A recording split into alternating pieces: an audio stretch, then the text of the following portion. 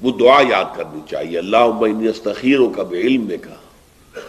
اے اللہ میں تیرے علم سے خیر چاہتا ہوں، یعنی جو تیرے علم میں خیر ہو وہ میں چاہتا ہوں۔ میری نگاہ تو دھوکہ کھا سکتی ہے کہ میں کسی شر کو خیر سمجھ بیٹھوں۔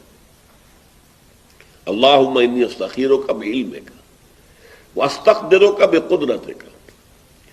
اور تیری ہی قدرت سے میں بھی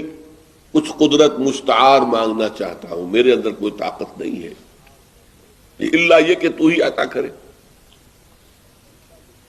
اللہم انی استخیرک بعلمک واستقدرک بقدرتک واسألک من فضلک العظیم، اور تجھ سے تیرے بہت بڑے فضل کا سوالی۔ اے اللہ، یہ اصل میں استخارہ ہوتا کس بات پر ہے کہ آپ کوئی کام کرنا چاہتے ہیں، اب آپ کو پتہ نہیں یہ آپ کے لیے اچھا ہے یا غلط ہے، تو اس کو ذہن میں رکھ کے پھر کہیں اللہم ان کنت تعلم ان ھذا الامر خیر لی فی دینی و معاشی و عاقبت امری، اے اللہ اگر یہ کام جو میں کرنے چلا ہوں تیرے علم کے مطابق میرے لیے خیر ہے، دنیا میں بھی آخرت میں بھی اور نتیجے کے اعتبار سے، فاقدرہ لی، تو اس کام کو میرے لیے میسر کر دے کہ وہ کام میرا پورا ہو جائے۔ فاقدرہ لی وبارک لی فی، میرے لیے اس میں برکت پیدا کر دے اور مجھے اس پر راضی کر دے، ارضنی بہ۔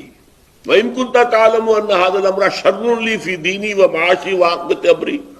فَاصْرِفْهُ عَنِّي وَاصْرِفْنِي عَنْهُ،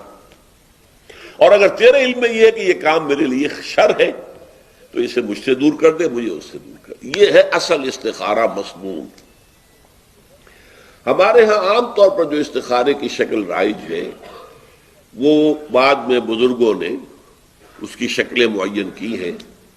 کہ رات کو سونے سے قبل ایک دعا بھی یہ مانگی جائے، 2 رکعت پڑھی جائے،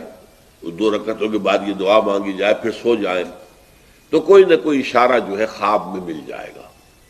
لیکن یہ چیز حضور سے ثابت نہیں، نہ صحابہ سے ثابت ہے۔ بہرحال اس استخارے کی اصل روح ہے اللہ سے خیر طلب کرنا، کہ میں جو کچھ سوچ رہا ہوں میں نے سوچا ہے لیکن میری عقل محدود ہے، میں حقیقت تک نہیں پہنچ سکتا، تیرا علم کامل ہے تو تو فیصلہ کر دے، اگر یہ کام میرے لیے صحیح ہے تو یہ پورا کروا دے، اگر یہ غلط ہے تو مجھ سے دور کر دے۔